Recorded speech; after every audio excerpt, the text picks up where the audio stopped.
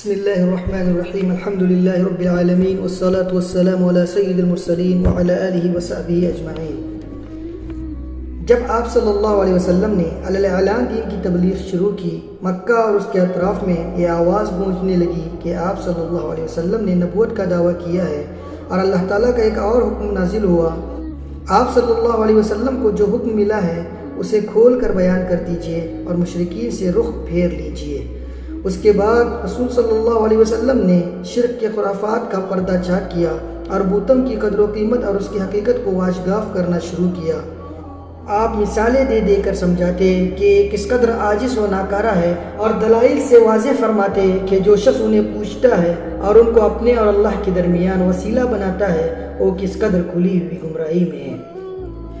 اہل مکہ ایسی باتیں سن کر بہت غصہ ہوئے جس میں مشرکین اور بت پرستوں کو گمراہ کہا گیا تھا۔ اسی لیے اہل قریش اس اچانک آنے والے انقلاب کی جڑ کاٹنے کے لیے اٹھ کھڑے ہوئے، جس سے ان کے پشتینی رسم و رواج کا صفایا ہو رہا تھا۔ اہل قریش کی مخالفت کرنے کی وجہ یہ تھی کہ غیر اللہ کی الوہیت کے انکار اور رسالت و آخرت پر ایمان لانے کا مطلب یہ ہے کہ اپنے آپ کو مکمل طور پر اس رسالت کے حوالے کر دیا جائے اور اس کی اطاعت کی جائے، اور اس کے معنی یہ تھے کہ اہل مکہ کو دینی رنگ میں اہل عرب پر جو بڑائی اور سرداری حاصل تھی اس کا صفایا ہو جائے گا۔ اللہ اور اس کے رسول کی مرضی کے مقابلے میں انہیں اپنی مرضی چلانے کا اختیار نہیں ہوگا، یعنی نچلے طبقے پر جو انہوں نے مظالم ڈھا رکھے تھے اور صبح و شام جن برائیوں میں لت پت تھے اس سے دور رہنا پڑے گا۔ قریش اس بات کو اچھی طرح سمجھ رہے تھے، اس لیے اسلام قبول کرنے کے لیے بالکل تیار نہیں تھے، اور دوسری طرف قریش یہ سمجھ رہے تھے کہ ان کے سامنے ایسا شخص تھا جو صادق اور امین تھا، انسانی اقدار اور مکارم اخلاق کا اعلیٰ نمونہ تھا، اور ایک طویل عرصے سے انہوں نے اپنے آباء و اجداد کی تاریخ میں اس کی نظیر نہ دیکھی تھی اور نہ ہی سنی تھی۔ آخر اس کے بالمقابل کرے تو کیا کرے؟ قریش حیران تھے اور انہیں واقعی حیران ہونا چاہیے تھا۔ کافی غور و خوض کے بعد ایک راستہ سمجھ میں آیا کہ آپ کے چچا ابو طالب کے پاس جائیں اور مطالبہ کریں کہ وہ آپ کو آپ کے کام سے روک دے۔ پھر انہوں نے اس مطالبے کو حقیقت کا جامہ پہنانے کے لیے یہ دلیل تیار کی کہ ان کے معبودوں کو چھوڑنے کی دعوت دینا اور یہ کہنا کہ یہ معبود نفع و نقصان پہنچانے یا اور کچھ کرنے کی طاقت نہیں رکھتے، در حقیقت ان معبودوں کی سخت توہین اور بری گالی ہے، اور یہ ہمارے ان آباء و اجداد کو احمق اور گمراہ قرار دینے کی بھی ہم معنی ہے جو اسی دین پر گزر چکے ہیں۔ قریش کو یہی راستہ سمجھ میں آیا اور انہوں نے بڑی تیزی سے اس پر چلنا شروع کر دیا۔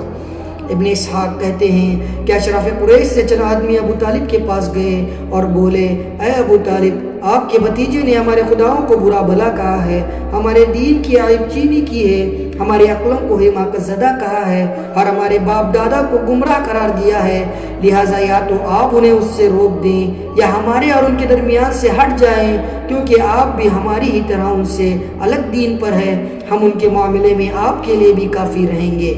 اس کے جواب میں ابو طالب نے نرم بات کہی اور آزادانہ لب و لہجہ اختیار کیا، چنانچہ وہ واپس چلے گئے اور رسول اللہ صلی اللہ علیہ وسلم اپنے سابقہ طریقے پر روا دوا رہتے ہوئے اللہ کا دین پھیلانے اور اس کی تبلیغ کرنے میں مصروف رہے۔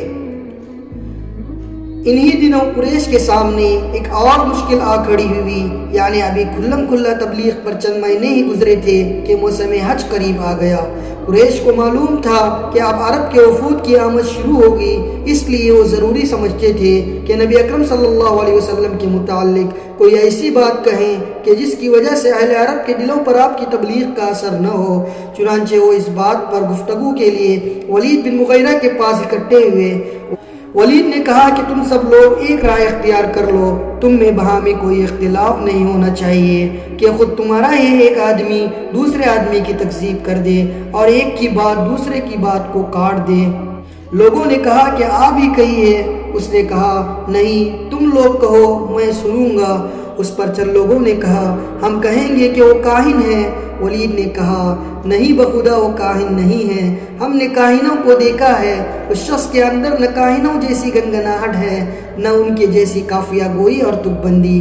اس پر لوگوں نے کہا، تب ہم کہیں گے کہ وہ پاگل ہے۔ ولید نے کہا، نہیں، وہ پاگل بھی نہیں ہے، ہم نے پاگل بھی دیکھے ہیں اور ان کی کیفیت بھی، اس شخص کے اندر نہ پاگلوں جیسی دم گھٹنے کی کیفیت اور الٹی سیدھی حرکتیں ہیں اور نہ ان کے جیسی بہکی بہکی باتیں۔ لوگوں نے کہا کہ تب ہم کہیں گے کہ وہ شاعر ہے۔ ولید نے کہا کہ وہ شاعر بھی نہیں ہے، اس کی بات بہرحال شعر نہیں لگتی۔ لوگوں نے کہا کہ تب ہم کہیں گے کہ وہ جادوگر ہے۔